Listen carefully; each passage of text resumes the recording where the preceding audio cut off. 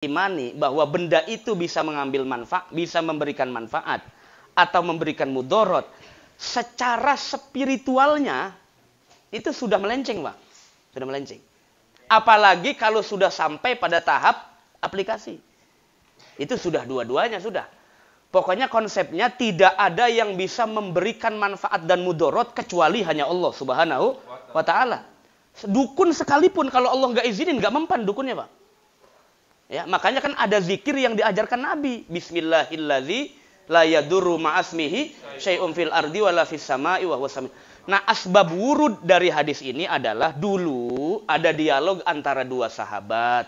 Yang pertama, sahabat ini seorang yang beriman kepada Rasulullah, akidahnya kuat, taat, patuh, ketemu dengan rahib, semacam rahib lah. Ya, dari Nasrani lah begitu atau Yahudi. Kemudian dua-duanya ini saling berdebat antara keyakinan masing-masing. Coba Tuhanmu atau Tuhan saya yang lebih kuat, dibilang. Nah, dua-duanya megang racun. Coba Tuhanmu duluan atau Tuhanku duluan yang cepat nolong, katanya.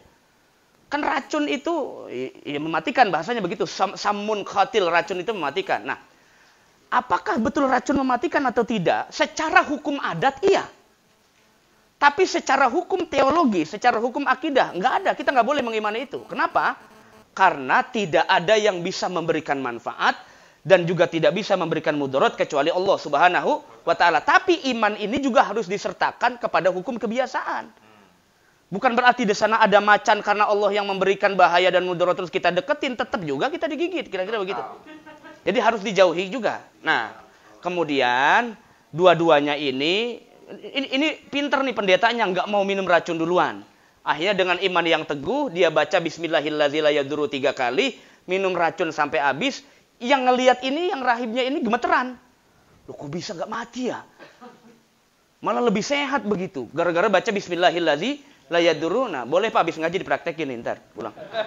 Bismillahirrahmanirrahim syai'un fil ardi wala fis sama. Soalnya kan penyakit kita cuma satu, Pak. Kurang yakin. Penyakit orang beriman tuh kan dibikin ragu sama setan. Baca ini nggak yakin. Wah, ustad baca selawat katanya kaya. Ustadnya disalahin. Kenapa? Karena kurang yakinnya itu, Pak. Setan itu yang diincar oleh manusia, keyakinannya, imannya, bukan duit. Saya juga nggak tahu kenapa tuyul ngincar duit, nggak tahu saya. Ya. Jadi yang diincar oleh setan itu adalah imannya manusia, supaya ragu gitu loh. Sholat ragu, sedekah ragu, zakat ragu, ke masjid ragu. Kenapa? Karena iman inilah nanti yang akan dipresentasikan di hadapan Allah Subhanahu wa ta'ala. Maka tidak boleh ditolerir dalam konteks akidah kalau ada yang bisa memberikan manfaat dan mudarat selain Allah dalam konteks akidah, dihukumi murtad qauliyah. Murtad qalbiyah, lupa. Murtad qalbiyah atau murtad secara hati. Kalau sudah dalam ranah aplikatif, itu sudah dua-duanya udah kembali kepada Allah Subhanahu. Kalau cuma sekedar tazayun itu perhiasan saja. Perhiasan saja tuh digosok-gosok, mencilak. Ya. Iya, gelang juga sama, Pak Haji. Gelangnya. Bisa jadi ular katanya. Cincin jadi ular. Ular keket kan. Dijual, beli ular. Cincin gede buat cetak anaknya. Oh iya. Iya, jadi kalau cuma sekedar perhiasan tazayun nggak masalah. Tapi kalau konteksnya adalah sudah mempercayai itu bisa memberikan manfaat dan bisa memberikan mudarat, ya dalam konteks akidah. Ini saya bicara dalam konteks akidah, maka sudah dihukumi melenceng dari akidah yang benar. Nah itu. Yang kedua, apa tadi? Yang kedua. Iya. Begini, penghormatan itu, Pak, yang pertama kan kita kenapa berbakti kepada kedua orang tua itu tidak hanya semata-mata perintah Allah saja.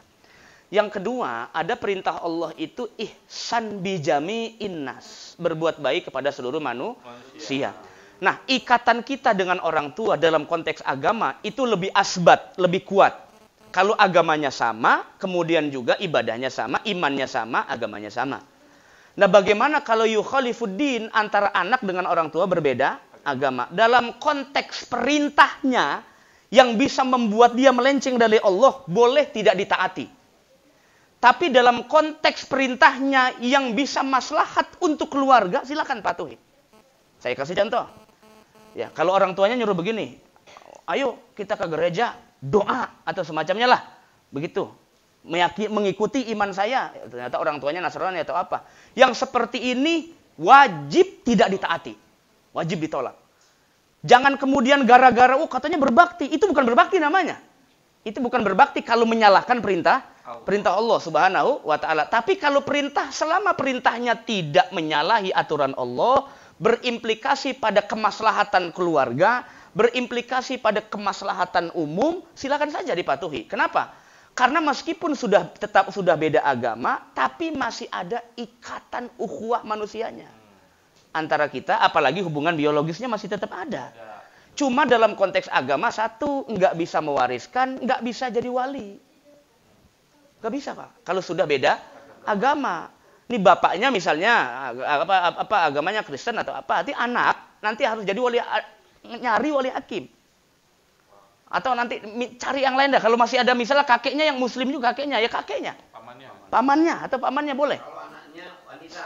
Iya, kalau anaknya wanita. Kalau anaknya laki, kagak make juga kagak apa-apa. Kawin 4 kali juga boleh. Hah? Laki mah lebih simpel ya. Iya, cuman nggak berani aja. Gitu. Kalau perempuan memang agak ribet, Pak, agak ribet. Ya begitu. Jadi nggak bisa dapat hak waris. Yang kedua, kalau anaknya perempuan tidak bisa jadi walinya. Ini yang berbahaya. Ya, jadi makanya perbedaan agama ini juga menjadi sebetulnya itu pilihan di mana kita harus memilih ya, tapi sekali lagi salah satu kita cara merawat iman itu kan begini, Pak. Kalau saya di keluarga itu diterapkan oleh orang tua setiap malam Jumat atau kalau orang tua lagi suruh kumpul hari ini, itu kita baca zikir bareng, Pak. Zikir baca Quran bareng sekeluarga, walaupun udah misah gitu. Ya kumpul baca Quran bareng, yasinan bareng supaya ada ikatan yang kuat antara anak dengan orang tua, meskipun sudah misah satu sama lain gitu. Jadi ngumpulnya nggak lebaran doang. Kalau lebaran doang kadang-kadang karena jauh hubungannya atau tinggalnya jauh, udah gitu tidak sering ketemu, itu biasanya banyak berbeda jadinya nanti. Ya, banyak konflik. Kalau sering ketemu itu kan insya Allah enggak. Jadi bisa sering paham dan ya, saling paham satu sama lain. Itu wallahu alam bissawab. Izin Ustaz, mungkin kalau saya mencoba mencerna apa yang ditanyakan oleh Pak Toto ini, mungkin sedikitnya kayak gini, mungkin cerita sih. Kalau tadi kan Ustaz sampaikan itu jelas ya bahwa kalau mengajak kepada hal yang tidak diridhoi oleh Allah, kita wajib menolak gitu. Nah, tapi mungkin karena kondisinya